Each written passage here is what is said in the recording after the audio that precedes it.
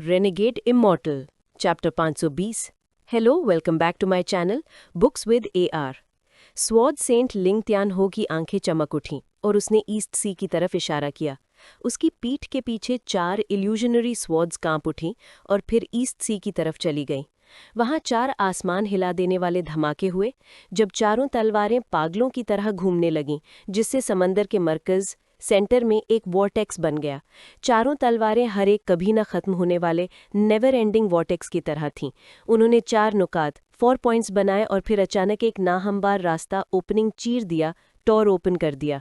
दाखले से सब्ज और सुर्ख लहरें भूतों जैसी चीखों के साथ आईं। ये रास्ता ऐसा लगता था जैसे ये कहीं नहीं जाता, लेकिन जब कोई करीब से देखता तो वो देखते कि इसके अंदर गहराइयों में और भी बहुत कुछ था। ईस्ट डीमन स्पिरिट सी का गेट अब खुल गया है। जो कोई भी दाखिल होने वाला है जल्दी करे। अगरचे स्वॉर्ड सेंट लिंग त्यान हो ने सिर्फ चंद अल्फाज कहे, लेकिन वो किलिंग इंटेंट से भरपूर थे। उसकी बात खत्म करने के बाद 12 स्वॉर्ड्स तेज रोशनी की 12 लकीरों में बदल गईं और सीधा एंट्रेंस की तरफ बढ़ गईं। 12 लोग सब एंट्रेंस में चले गए और जैसे ही आखिरी वाले ने कदम रखा, स्वॉर्ड सेंट की आंखें तंग हो गईं। उसने अपनी उंगली झटकी और स्वॉर्ड एनर्जी की एक लकीर आखिरी डिसाइपल की तरफ चली गई।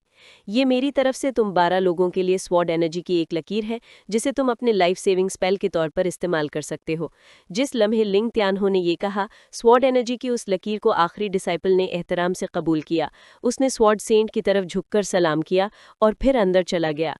ग्रीड पहले ही लिंग त्यान हो के पीछे से गायब हो चुका था। वो स्वॉर्ड एनर्जी की उस आखिरी लकीर में बदल गया था और 12 स्वॉर्ड्स के साथ ईस्ट डीमन स्पिरिट सी के गेट में गायब हो गया था। ऑल सियर की आंखें पुरसुकून थीं जब उसने स्वॉर्ड सेंट को एक बामायनी नजर से देखा और कहा, disciples of the heavenly fate sect, अंदर जाओ। वांगलिन के साथ उन 10 लोगों ने जवाब दिया। वो फौरन उठ खड़े हुए और एंट्रेंस की तरफ उड़ गए। ताहम वांगलिन की रफ्तार थोड़ी कम हो गई और वो पहले अंदर नहीं गया। उसने दूसरों के पहले अंदर जाने का इंतजार किया और फिर अंदर चला गया। दालो स्वॉर्ड सेक्ट और हेवनली फेट सेक्ट के डिसाइपल्स के दाखिल होने के बाद मशहूर सेक्ट्स और ओल्ड मॉन्स्टर्स के डिसाइपल्स सब एंट्रेंस की तरफ उड़ गए। योई सीशवे जो ब्लड यट पर थी, उसने कुछ देर सोचा और फिर अपने दांत पीसे और एंट्रेंस की तरफ बढ़ गई। आधे घंटे तक लोग गेट में दाखिल होते रहे। सैकड़ों लोगों में जो दाखिल हुए, कुछ बहुत मशहूर ओल्ड मॉन्स्टर्स के डिसाइपल्स भी थे। आधे घंटे बाद स्वॉर्ड सेंट लिंग त्यानहो ने अपना हाथ हिलाया और 4 वॉर्टेक्सेस जिन्होंने एक ओपनिंग बनाई थी वो हिल गए। फिर उन्होंने घूमना बंद कर दिया और स्वॉर्ड एनर्जी की 4 लकीरों में बदल गए और लिंग त्यानहो के पास वापस उड़कर एक बार फिर 4 चमकते इल्यूजनरी स्वॉर्ड्स बन गए। जैसे ही चारों तलवारें गायब हुईं, ओपनिंग से बड़ी मिकदार में सब्ज और सुर्ख रोशनी बाहर निकली। तकरीबन पलक झपकने में ओपनिंग बगैर कोई निशान छोड़े गायब हो गई। आसपास के कल्टीवेटर्स तकरीबन सब बिखर चुके थे और यहाँ तक कि वो लोग जो अभी तक नहीं गए थे वो भी आहिस्ता आहिस्ता बिखर गए। जल्द ही ईस्ट डीमन स्पिरिट सी के बाहर सिर्फ मुट्ठी भर कल्टीवेटर्स रह गए थे। ये तमाम कल्टीवेटर्स मशहूर ओल्ड मॉन्स्टर्स थे और उनके पास हाई कल्टीवेशन लेवल्स थीं। वो सब एक दूसरे को जानते थे और उनके अभी तक ना जाने की वाहिद वजह उस आखिरी सुर्ख रोशनी की लकीर के अंदर मौजूद चीज थी। इस मामले का ताल्लुक प्लैनेट टैनियन के एक बड़े राज से था। यहाँ हर कोई खामोश था और कोई बात नहीं कर रहा था। स्वॉर्ड सेंट लिंग त्यानहो की आंखें तंग हो गईं जब उसने ऑल सियर को घूरा और चिल्लाया।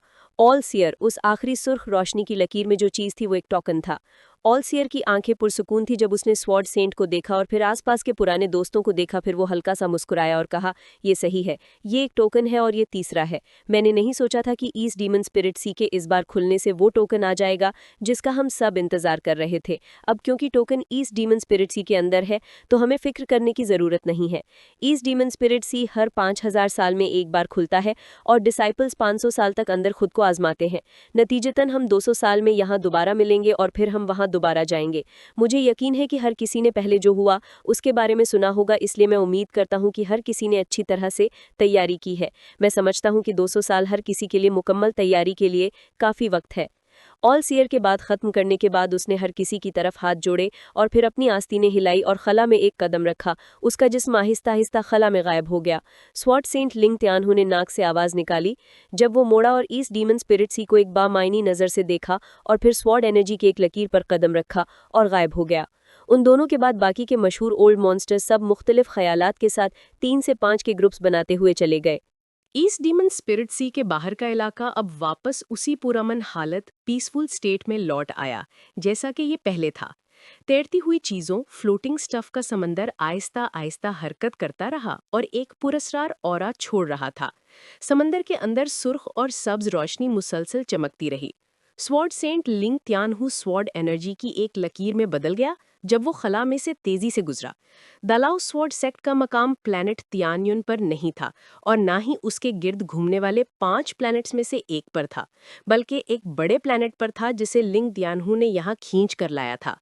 अगरचे ये प्लैनेट तियान्युन को शिकस्त नहीं दे सकता था, लेकिन ये तियान्युन के गिर्द घूमने वाले 5 प्लैनेट से कहीं बड़ा था। इस प्लैनेट पर घनी स्पिरिचुअल एनर्जी भी थी और कल्टीवेटर्स के लिए बहुत मुनासिब था। दालाउ स्वॉर्ड सेक्ट की बुनियाद उसने यहाँ रखी थी। इस प्लैनेट का नाम लिंग तियानहू ने द लाउ रखा था। लिंग तियानहू ने इंतहाई तेजी से हरकत की जब वो प्लैनेट के एटमॉस्फेयर को चीरकर गुजरा। वो सीधा प्लैनेट के मशरकी हिस्से में अपनी बंद कल्टीवेशन के मकाम पर गया। मुझे इन 200 सालों का इस्तेमाल सेलेस्टियल स्वॉर्ड को रिफाइन करने के लिए करना चाहिए। मैं 9 डिमोनिक बीस्ट स्पिरिट्स को एक में फ्यूज करूंगा ताकि इस सेलेस्टियल स्वॉर्ड को एक डिमोनिक स्वॉर्ड में रिफाइन कर सकूं। उस वक्त मेरा टोकन हासिल करने का चांस 1 फोल्ड बढ़ जाएगा। स्वॉर्ड सेंट लिंग तियानहू की आंखें चमक उठीं और वो अपनी जाती इमारत में गायब हो गया। जहां तक ऑल सियर का ताल्लुक है, जब वो प्लैनेट तियान्युन वापस आए तो वो फौरन तीनों पहाड़ों के ऊपर मौजूद 7 कलर टावर में चले गए।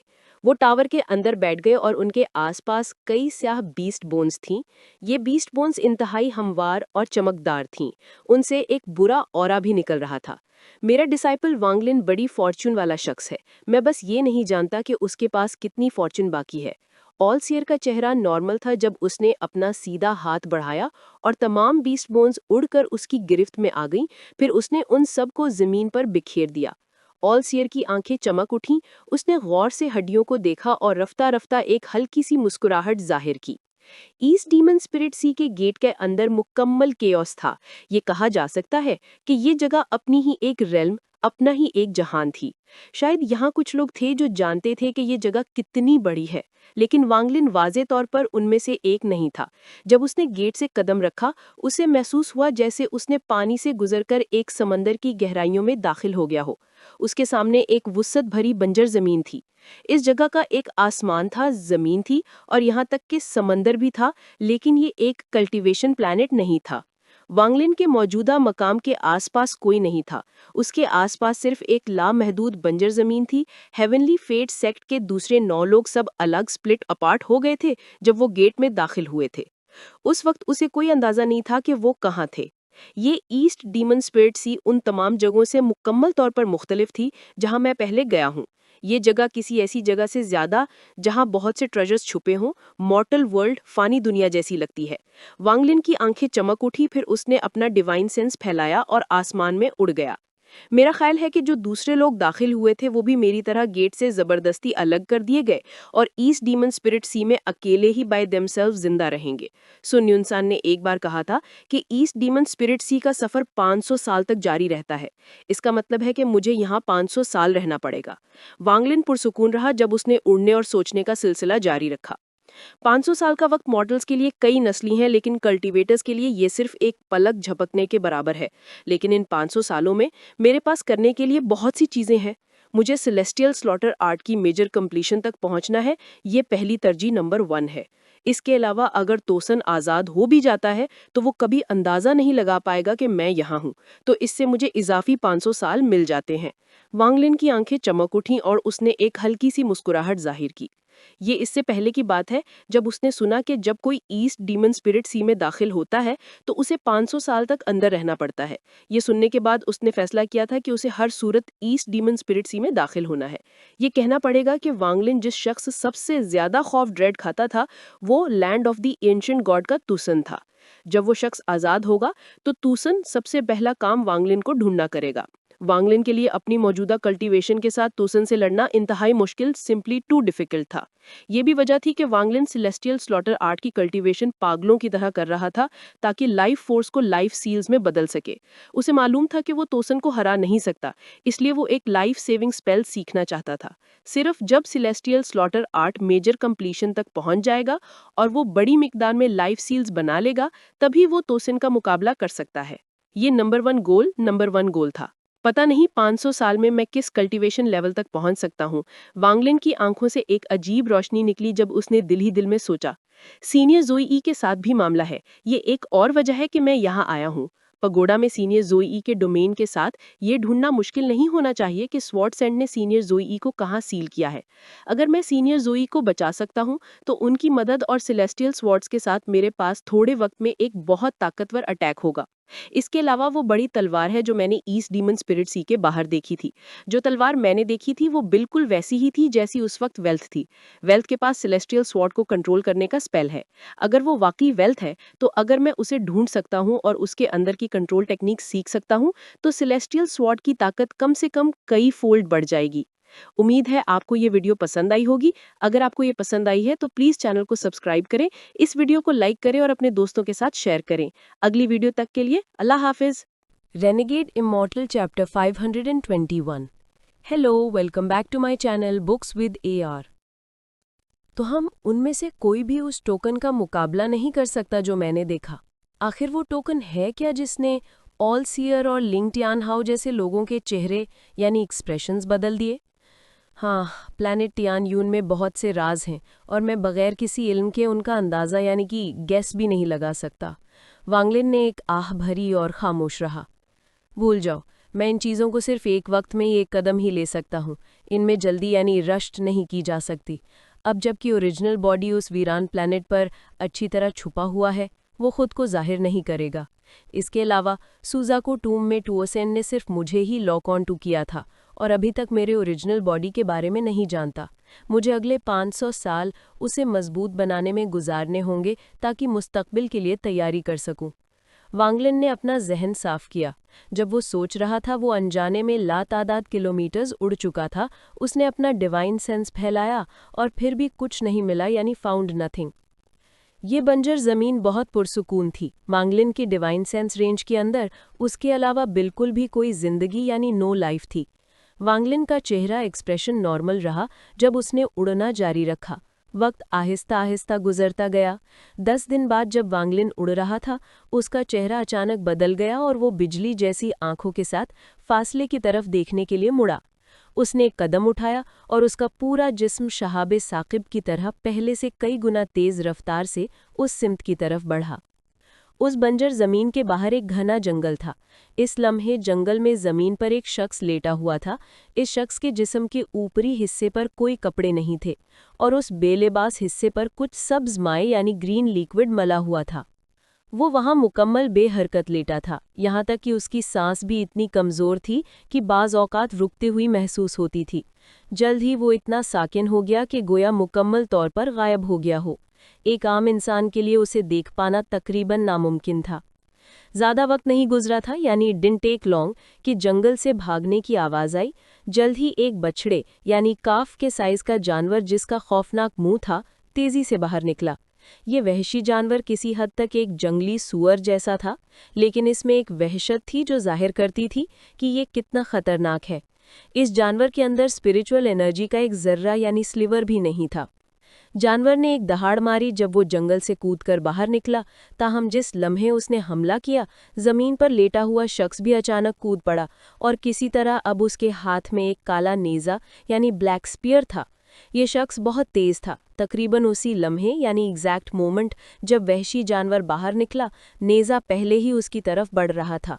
जानवर को वहां किसी के होने की तवक्को नहीं थी, लेकिन हैरान होने के बजाय उसे गुस्सा आया और उसने नेज़े की तरफ हमला कर दिया। कड़कड़ाहट की आवाज़ों के साथ नेज़ा टूट गया। सब्ज़माए मले हुए आदमी ने हवा में अपने जिस्म को मरोड़ा और नेज़े की नोक पर लगी ब्लेड को पकड़ लिया। बगैर किसी हिचकिचाहट के वो जानवर की पीठ पर सवार हो गया। फिर उसने जानवर की खाल को पकड़ा और सीधे जानवर की गर्दन में घोंप दिया। जानवर को तेज दर्द महसूस हुआ। फिर उसने एक दर्दनाक दहाड़ मारी और जद्दोजहद करने लगा। ये उस शख्स को अपनी पीठ पर उठाए हुए बेतरतीबी से भागने यानी चार्ज करने लगा। वांगलिन का जिस्म हवा में नमूदार हुआ। उसने नीचे उस शख्स और जानवर को एक पुरस्रार नज़र से घूरा। ये शख्स और जानवर पहली जिंदा चीज़ें थीं जिनसे उसका 10 दिनों में सामना हुआ था। जानवर की आंखें खूनालूद थीं और वो मुसलसल दहाड़ रहा था। ताहम उस शख्स की पीठ पर सवार शख्स की निगाहें अभी भी पुरसुकून थी। उसका बायां हाथ जानवर की खाल को मजबूती से पकड़े हुए था और वो जानवर के जिस्म से चिमटा हुआ था ताकि अपना तवाज़ुन बरकरार रखकर जानवर की पीठ पर रह सके। उसका दायां हाथ चाकू को एक पहाड़ की तरह मजबूती से पकड़े हुए था ताकि ये यकीनी बनाए कि वो जानवर की गर्दन में रहे। कुछ देर बाद जानवर की आंखें आहिस्ता आहिस्ता धुंधली हो गई और उसकी गर्दन से निकलने वाला खून अब सुर्ख नहीं बल्कि एक भूतिया रोशनी छोड़ रहा था। आखिरकार जानवर जमीन पर गिर गया और हरकत करना बंद कर दी। जानवर पर सवार शख्स ने राहत की सांस ली और चाकू बाहर खींच लिया।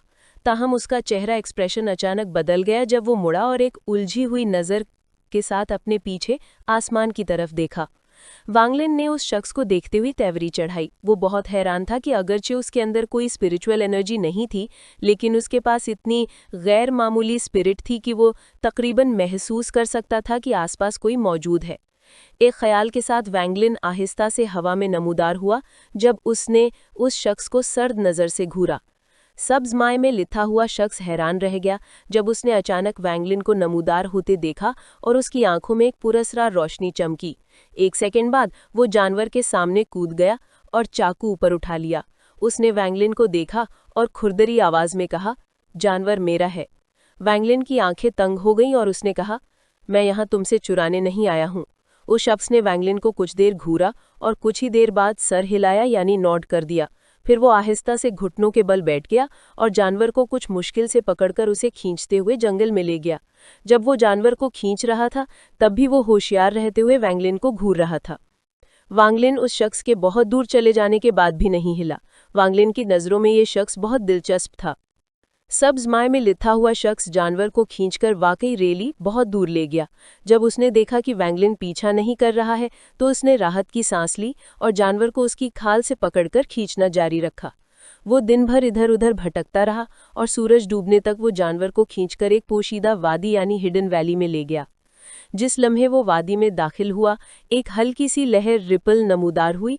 ताहम ये लहर बहुत हल्की वेरी फेंट थी और तेजी से गायब हो गई, इसलिए इसे देख पाना स्पॉट करना आसान नहीं था। जिस लम्हे वो वादी में दाखिल हुआ, वांगलिन का जिस्म खला से बाहर निकला। उसकी आंखें चमक उठीं और उसने आसपास देखते हुए एक पुरस्रार नज़र जाहिर की। किसी ने यहाँ एक बड़े फॉर्मेशन या जाइंट फॉर्मेशन को लगाने के लिए बहुत मेहनत की है। ये तमाम जिंदा चीज़ों की मौजूदगी को छुपा सकता है, इसलिए जब तक कोई करीब ना हो, इस जगह की मौजूदगी को महसूस करना तकरीबन नामुमकिन है। फॉर्मेशन के निशानात को देखते हुए ये पहले ही यहाँ लातादाद सालों से मौजूद है। जिस तरह से फॉर्मेशन लगाया गया है वो कल्टिवेशन अलायंस के तरीकों से मुख्तलिफ है, इसलिए ये यकीनन कदीम कल्टिवेटर्स ने लगाया होगा। वांगलिन की आंखें मशलों की तरह थीं। उसे वादी में दाखिल होने की कोई जल्दी नहीं थी, इसलिए उसने बाहर से वादी को चेक किया और फिर इस नतीजे पर पहुंचा। ये जगह दिलचस्प है। ये ईस्ट डीमन स्पिरिट सी उन तमाम दूसरी जगहों से वाज़े तौर पर मुख्तलिफ है जहां मैं ट्रेजर की तलाश में गया हूँ। वांगलिन की आंखों में एक पुरस्रार रोशनी चमकी जब उसने फॉर्मेशन से महफूज वादी को देखा। कुछ देर मुशाहिदा करने के बाद उसने हवा में इशारा किया। स्पिरिचुअल एनर्जी की एक लकीर तेजी से उसकी उंगली से निकली और वादी में चली गई।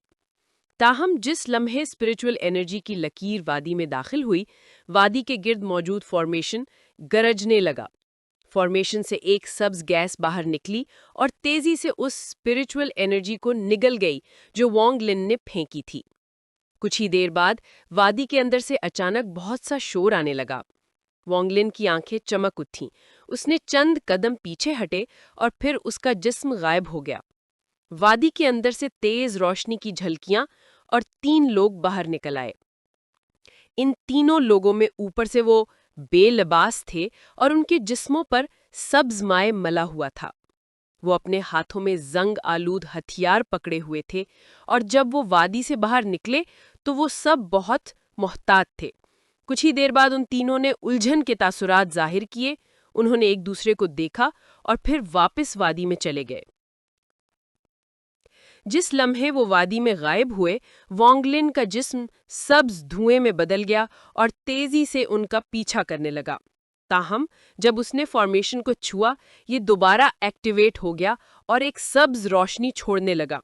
एक ताकतवर खतरे का एहसास आसपास फैल गया। वांगलिन ने टेवरी चढ़ाई और चंद कदम पीछे हट गया। उसके पीछे हटने के बाद सब्ज रोशनी फॉर्मेशन से गायब हो गई। दिलचस्प, वांग लिन की आंखें सर्द हो गईं।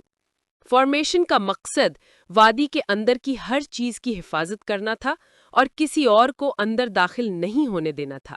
जब कोई अंदर घुसने की कोशिश करता तो फॉर्मेशन अपनी तमाम ताकत को एक्टिवेट कर देता ताकि हमलावर को मार सके। ये फॉर्मेशन बहुत होशियारी से बनाया गया था। कुछ देर इसका मुताला करने के बाद वांग लिन समझ गया कि वो इसे थोड़ी देर में तोड़ नहीं सकता। उसकी निगाहें तारीक हो गईं जब वो बगैर एक लफ्ज कहे फॉर्मेशन के बाहर लोटस पोजीशन में बैठ गया। उसके खुद को जाहिर करने के कुछ ही देर बाद उसने वादी के अंदर के लोगों की तवज्जो हासिल कर ली। रोशनी की झलकियां दिखाई दीं और फिर 4 लोग बाहर निकल आए। इन चारों लोगों में 3 वही पहले वाले और चौथा शख्स किलिंग इंटेंट से भरा हुआ था।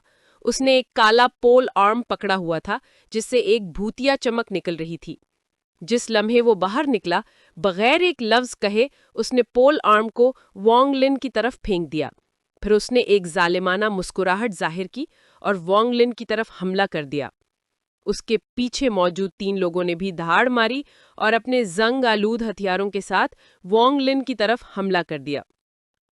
वांग लिन की आंखें पुरसुकून थीं। एक ही नजर से उसकी तरफ उड़ता हुआ पोल आर्म फौरन टूट गया। जालिमाना मुस्कुराहट वाला शख्स चौंकना। वो अपने टूटे हुए पोल आर्म को अपना मुंह खोले घुरता रहा, एक लफ्ज कहने से कासिर। उसके पीछे वाले 3 लोग भी रुक गए। वांग लिन ने उनके साथ वक्त जाया नहीं किया और अपना सीधा हाथ बाहर निकाला। वो फौरन चीखने लगे क्योंकि एक पुरस्रार कुव्वत ने उन चारों को पकड़ लिया था। वांग लिन ने उन्हें एक तरफ फेंक दिया और उन्हें कैद कर दिया ताकि वो हिल न सकें। आमतौर पर वांग लिन खुद को इतना नीचा नहीं करता कि उन लोगों से निपटे जिनके जिस्म में कोई स्पिरिचुअल एनर्जी ना हो, लेकिन ये जगह कुछ ज्यादा ही अजीब थी। उस जैसी एक मामूली वादी की हिफाजत के लिए इस किस्म का कदीम फॉर्मेशन था। वो सिर्फ अंदर रहने वाले लोगों से सुराग ढूंढ सकता था। उन चारों को आसानी से कैद करने के बाद वांग लिन का चेहरा नॉर्मल रहा और उसने कल्टीवेशन जारी रखी। ज्यादा वक्त नहीं गुजरा था कि वादी के अंदर से एक हंगामा सुनाई दिया। वादी के अंदर से मजीद रोशनी की झलकियां आईं और इस बार 2 लोग बाहर निकल आए। उम्मीद है आपको ये वीडियो पसंद आई होगी। अगर आपको ये पसंद आई है तो प्लीज़ चैनल को सब्सक्राइब करें, इस वीडियो को लाइक करें और अपने दोस्तों के साथ शेयर करें।